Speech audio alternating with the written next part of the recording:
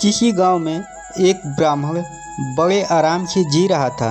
वह रोज़ सुबह देर से उठता, शांति से पूजा करता, फिर अपना आलस्यपूर्ण दिन बिताता और रात को फिर आराम से सो जाता।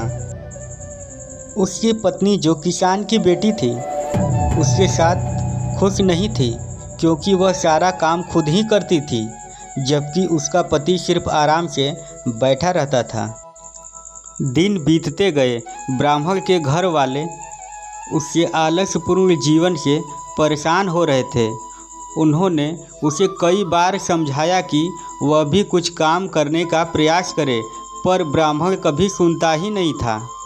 एक दिन बच्चों की खिलखिलाहट ने एक साधु महात्मा का ध्यान आकर्षित किया, जो उनके गांव के पास से गुजर रहे थे। ब्राह्मण ने देखा कि बच्चे साधु महात्मा के चरणों में गिरकर उनका आशीर्वाद ले रहे थे। इसके बाद उसने साधु का स्वागत किया और उन्हें अपने घर में आने के लिए कहा। साधु महात्मा ने धन्यवाद दिया और रात के खाने के लिए उनके घर आए। ब्राह्मण और उसकी पत्नी ने साधु के लिए सबसे अच्छा भोजन तैयार किया और उनकी सेवा में अच्छे से विशेष ध्यान दिए। साधु महात्मा ने उनकी सेवा से प्रसन्न होकर उनसे कोई एक वरदान मांगने की अनुमति दी। ब्राह्मण ने खुशी खुशी साधु से वरदान मांग लिया कि वह अब किसी भी प्रकार के काम से मुक्त रह सके और उसका काम कोई और उसके लिए कर दे। साधु महात्मा ने वरदान देते समय एक जिन्न को उसके साथ भेज दिया और कहा कि वह ब्राह्मण के सारे काम कर देगा, लेकिन ब्राह्मण को ध्यान देना होगा कि जिन्न को हमेशा व्यस्त रखना होगा।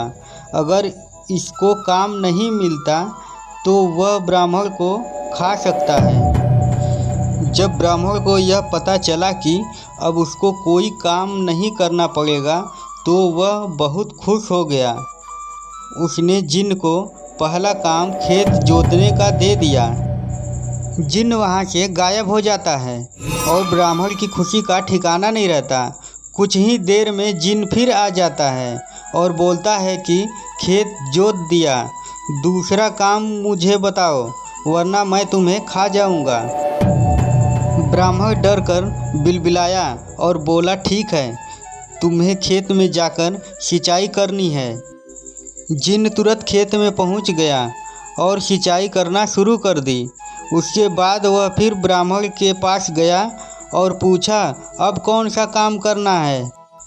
ब्राह्मण को अचानक समझ में आया कि वह जिन्न को एक ऐसा काम देने जा रहा था जिसे जिन्न ने तुरंत पूरा कर दिया।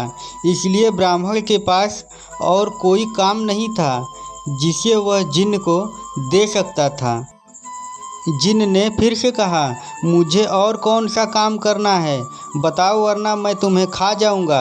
अब ब्राह्मण के पास कुछ भी काम नहीं बचा था जिसे वह जिन्न को दे पाए। वह बहुत ही डर गया था। जब ब्राह्मण की पत्नी अपने पति को डरा हुआ देखती है तो अपने पति को इस संकट से निकालने के बारे में सोचने लगती है।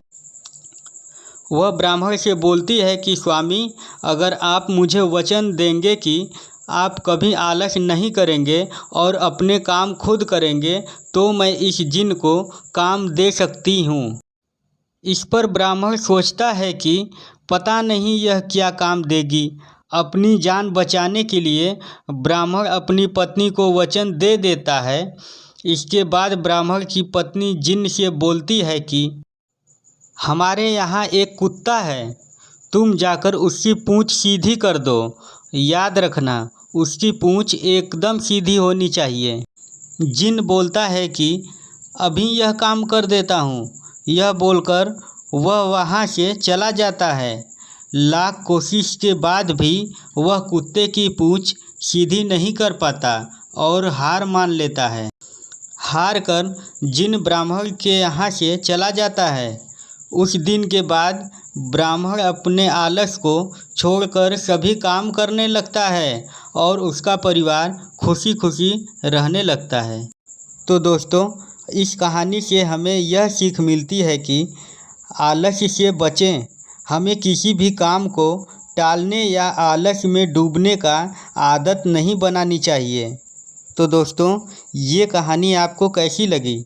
अगर ये कहानी आपको अच्छी लगी हो तो एक लाइक ज़रूर कीजिएगा। और हाँ, अगर आप हमारे चैनल पर अभी नए हैं तो लाइक सब्सक्राइब कर लीजिएगा।